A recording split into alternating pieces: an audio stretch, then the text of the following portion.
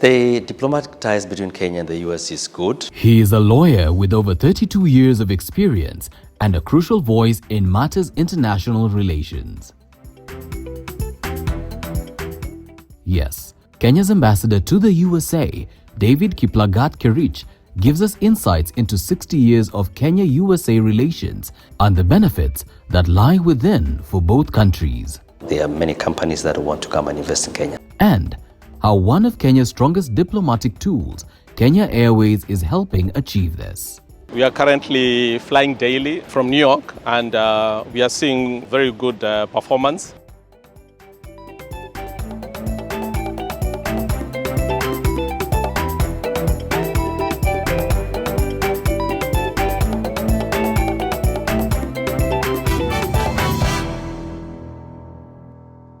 Daring Abroad is brought to you in partnership with our friends at Lemfi, and during this festive season, you stand a chance to win a flight ticket voucher worth $2,000. Simply send money and refer a friend for a chance to win big. All you have to do is simply use the referral code ABROAD and tick both checkboxes when registering to qualify. New users will also get $20 back on their first transaction of $50 and above. Hurry, start sending and referring now. For more details, kindly follow the link on the screen.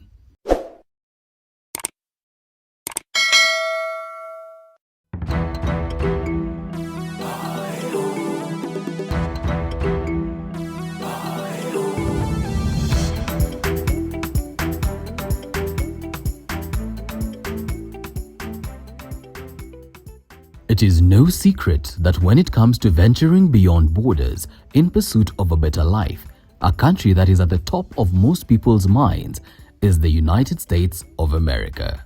For years, the land of the free has been the go-to mecca for all things reinvention, education, showbiz, and exploration.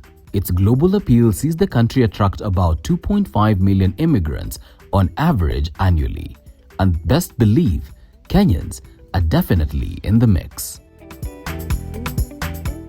With such stats, maintaining a cordial relationship with the US is of utmost importance for any country.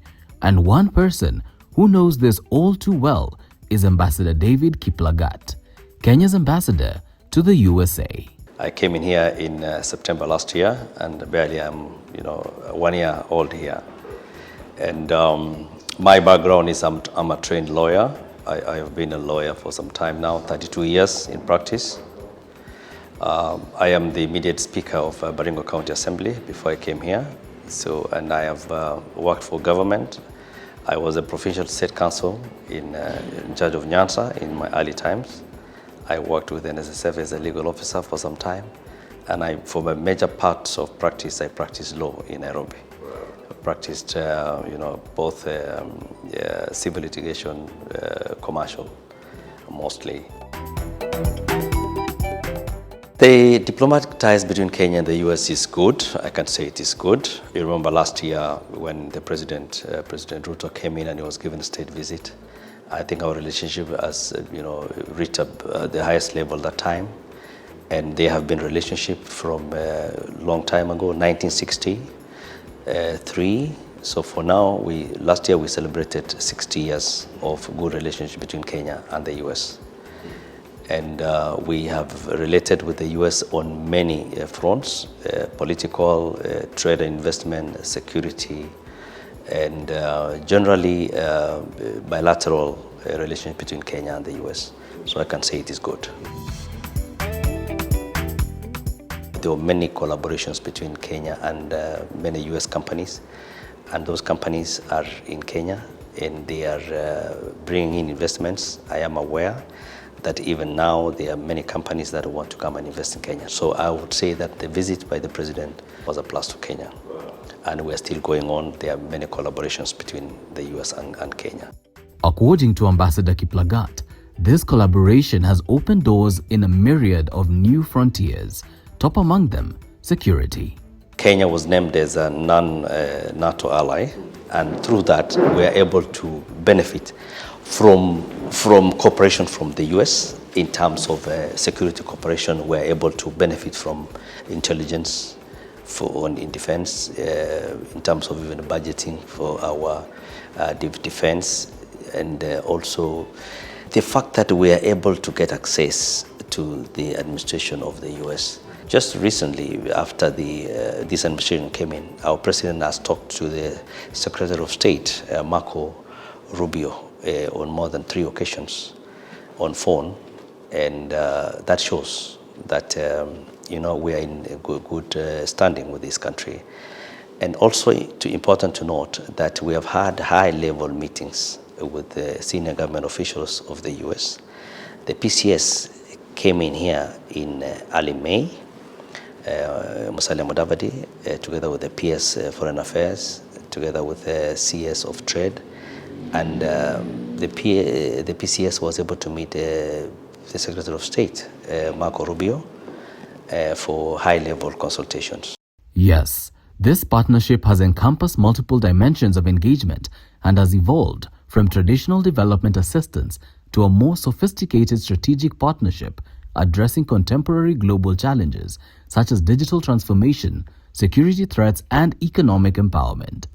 Currently, the U.S. relies on Kenya for textiles and apparel, agricultural produce, pharmaceuticals, and minerals, meaning opportunities are there for Kenyan companies and the Kenyan diaspora in the U.S. We have reached out to many of them, and we have seen the Kenyan businessmen who are here. Those who are citizens here can still trade and bring goods from Kenya to here. We have been discussing, and think one of the issues that they have is the issue of warehousing, and the government is now in the process of establishing warehousing in strategic areas in the U.S. Most of the business people are not huge. Some of them are SMEs. So somebody would bring in maybe a ton or 2 of coffee or tea, but then that is not enough to fill a whole container.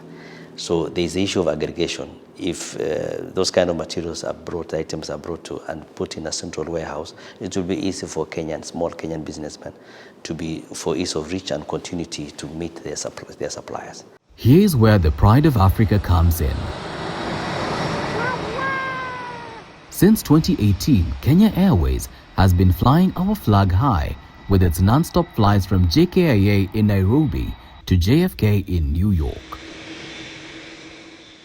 Stephen Gamau is the general manager overseeing the Americas and West Africa. So the Nairobi-New York route is doing very well. We are currently flying daily from New York, and we are seeing very good performance.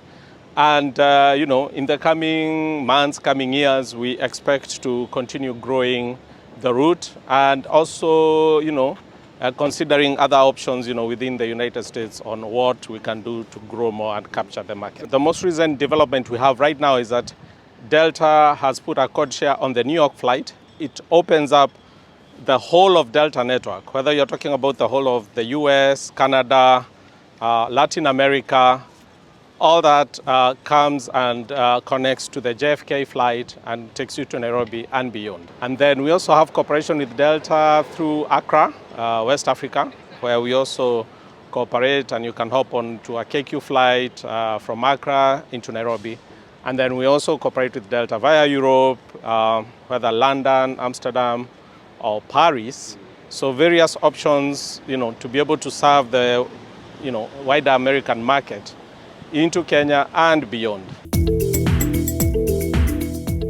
The advantage of to our customers when we cooperate with Delta is that from a loyalty perspective, you are able to accrue your miles, whether you're booking your ticket as a Delta ticket or as a KQ ticket, you're able to accrue and burn miles on both airlines. So for instance, Kenya Airways has recently launched the Asante loyalty program.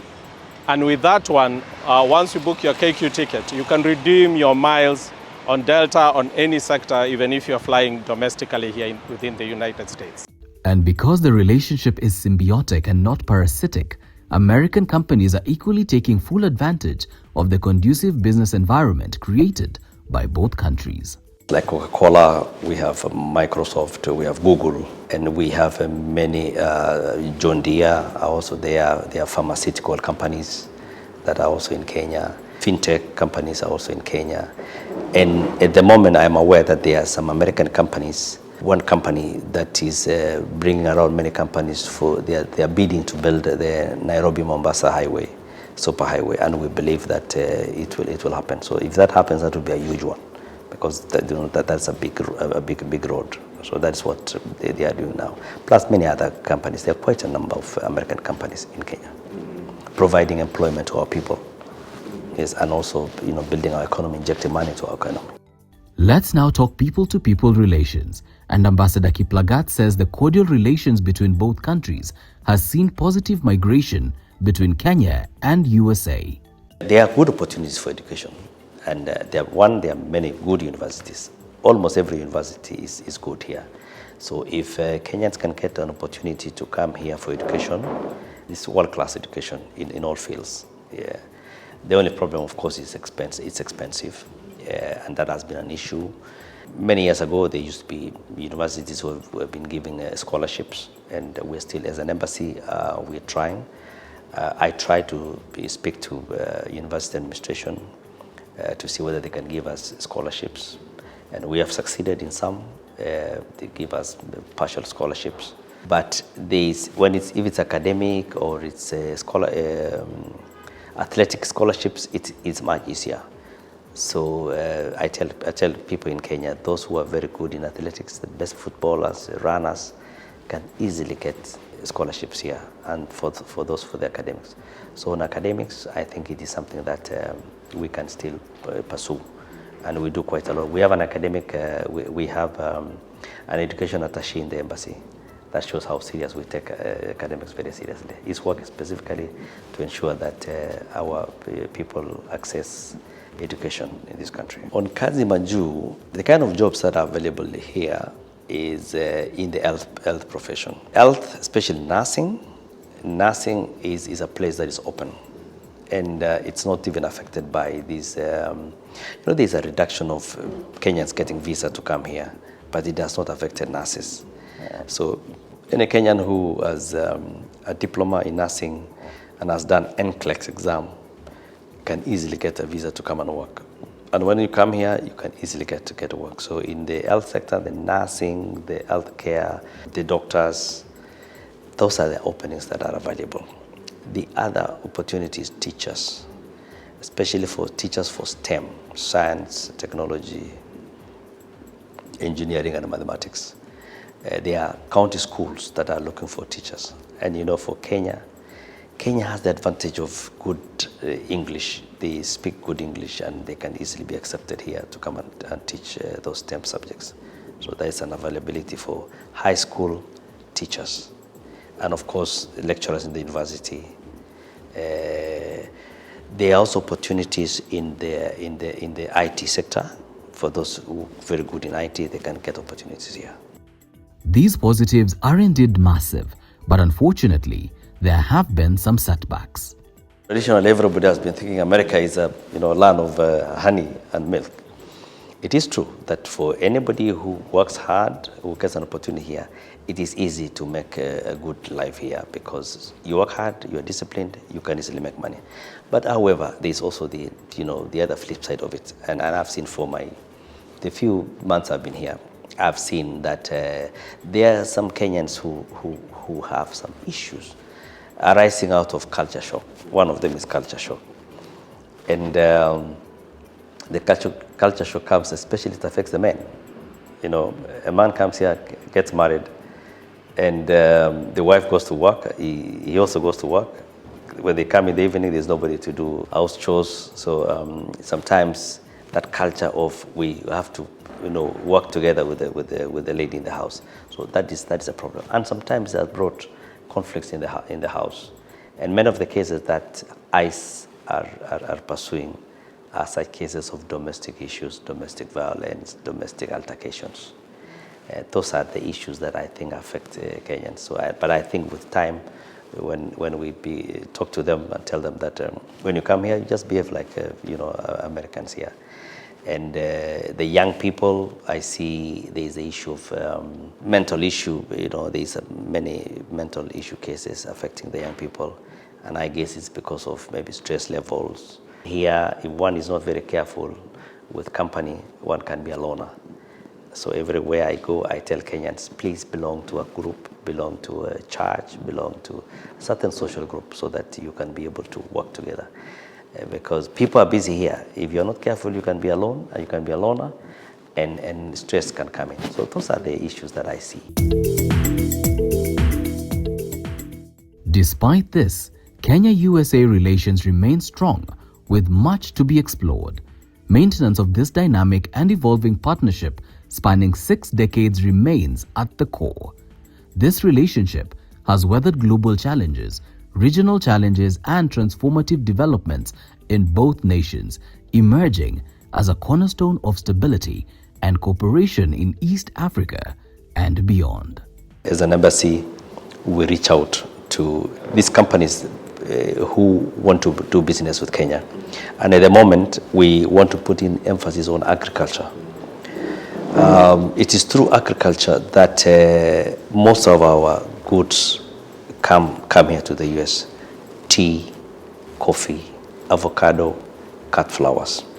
Yeah. So as I want to just add and say that I'm encouraged by Kenyans here who are doing business. And I tell them, if you don't do good business by yourself because of maybe limitation of capital, you can partner with the American companies so that you are able to make it big and grow your business. And that's what daring abroad is all about.